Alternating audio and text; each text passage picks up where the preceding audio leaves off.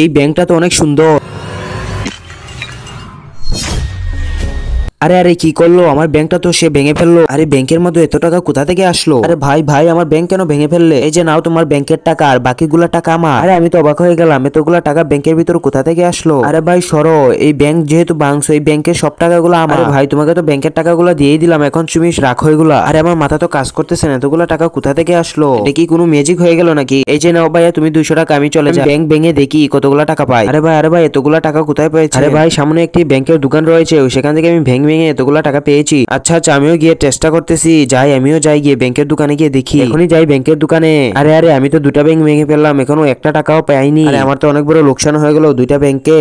মনে হয় আমার কপালে টাকা নাই। ব্যাংকওয়ালা ভাই এগুলো ব্যাংক কত করে? আরে ভাই 100 টাকা করে। আচ্ছা দাও 100 টাকা দাও। ব্যাংকের ভিতর কোনো টাকা নাই, এই যে নাও ব্যাংকগুলা, আর তোমাকে তোমার ব্যাংকের টাকাগুলা দিয়ে দিতেছি। এখন আমি ব্যাংকটা ভেঙে ফেলবো।